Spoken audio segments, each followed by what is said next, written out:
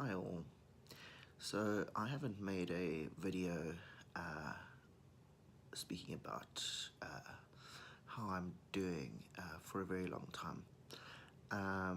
Part of that is just hermiting and trying to get through every day, and the other part is just not really wanting to let people know that I'm struggling. Anyway, so I'm gonna try and share more of myself again. So today's topic, I sound like a regular podcaster. So I was at the conference, the LGBTI conference in Botswana, which I helped organize, and it was the largest conference in Africa.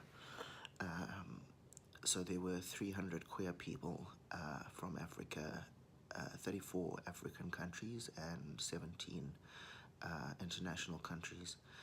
And I said previously in a post that what was so incredible about it, and which is always incredible about queer conferences, is that it's a very rare opportunity to be surrounded by other queer folks who get where you're coming from, who don't ask weird questions, who don't make weird assumptions, and who just accept you for who you are and share a lot of love and hugs.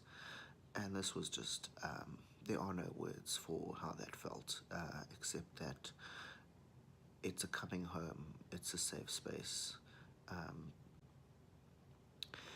And in that safe space, I realized something about myself that I've been avoiding. I haven't been in a relationship for about 18 months now.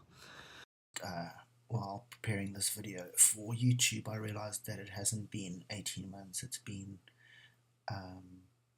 over 2 years, about 2 years and 2 months. Time flies when you're single. And the last relationship was long term, as all my relationships are. And I got out of that after choosing yet another person who I knew from the beginning wasn't good for me. And I decided that, the whole you can't love anyone until you love yourself, and no one can love you until you love yourself. I decided that I needed to work on myself and focus on loving myself. And that's a very healthy and mature and psychologically intelligent way to approach things, especially when I have the pattern of constantly choosing people who I know from the beginning are going to hurt me. And so I decided that I would work on myself and work on why I have these patterns of choosing people. And I've been doing that. And while I've been doing that, I've been telling people that I'm not ready for a relationship, which has been true for a long time. But when I was at the conference, in a space where there were people that I was attracted to, because you have to understand, I don't get out of the house, really. So I hermit, and so here I am out of the house, surrounded by queer people and people that I find attractive and people that found me attractive.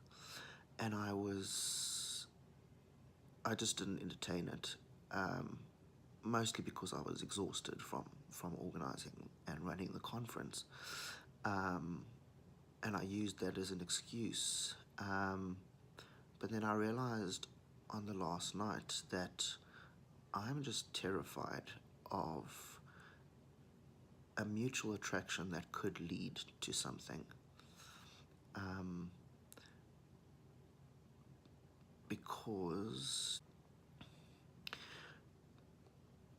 because I feel that I am not worthy of love, especially from someone who would not be unhealthy for me. So A, being scared that I would yet again repeat a pattern and be hurt again. B, that if this person turned out to be someone who is amazing and good enough for me and wouldn't hurt me, that the rejection would be they've gotten to know me and don't like me, and that rejection would hurt so much more than someone who was just not good for me. And that just literally scares the living shit out of me. That either way, whether it was a repeating of my patterns or a healing from my patterns, that rejection would be the only outcome. I mean, I've had 4 long-term relationships, and all of them really hurt me, and were based on, ultimately, I mean, there was always love, but ultimately on rejection and some form of abuse. And I've lost my train of thought.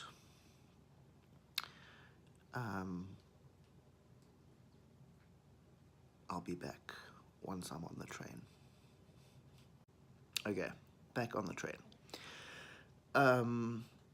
So even if it wasn't like those relationships, I'm too scared to even give it the chance because and I know I'm repeating myself, but it's just the way my mind works, that I'm too scared to give it the chance to see if it would not be like those previous relationships.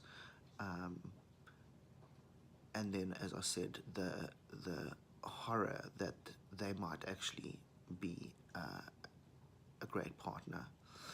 And the way that I've been dealing with my loneliness and dealing with this tentative reaching out to people is I form crushes on people on Instagram who are thousands of kilometers away in another country.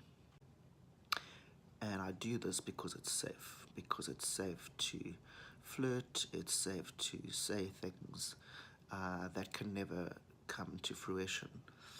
And it keeps me feeling attractive and sexy and less alone, but ultimately I go to bed alone every night. The other thing that's safe about online flirtation is you're like, okay, they don't really know me, and that's okay and that's safe. But if they really did get to know me, there wouldn't be the attraction or the flirtation. But I'm just realizing that while there's a lot of validity in putting off intimate relationships until you're in a good space, it shouldn't be, as I've been doing, this, okay, I'm going to get to the point where I love myself and can then enter a relationship. It's not as if that loving myself or getting to a point of healing from negative patterns is going to reach the zenith or this end point where, okay, all done, I can now enter a relationship. No, that's ridiculous. It's a work in progress, and it is okay to entertain relationships or to go on dates while working on yourself. Otherwise, I'm just never going to have a date, because it's a constant process. And the realization that at 41, that me putting off dating until I'm like this epitome or prime example of health and self-love is just a delaying of happiness. It's a delaying of sharing myself with someone. It's a delaying of having that ability to share one's life with someone, which is just so special. And I'm fucking lonely, and I need to realize that I don't deserve loneliness. I don't deserve rejection, and that I do deserve love, and I do deserve love from someone who's good enough for me, and someone who's going to challenge and love and share and push me to be my best self. And as I'm saying this, it's all very theoretical and scary as fuck. But I just wanted to share that with you. And I suppose, and I have to say this because it's part of getting ready to start dating and entertaining love, is that I've been hiding and not talking about my sexuality a lot online. So to confirm, I'm pansexual. I'm attracted to all genders, and this makes me queer, and this makes me flexible enough to say that I'm gay if I'm in a gay relationship, but I'll always be queer, so everything's kind of gay, and I'm very happy with that. So yeah, I'm working on this stuff. Instagram really should let us speak for longer. I'm working on this stuff, and yeah, I just wanted to share that because I think a lot of us are in the same position. And then I just wanted to add that another excuse I used to avoid relationships was, I'm trans.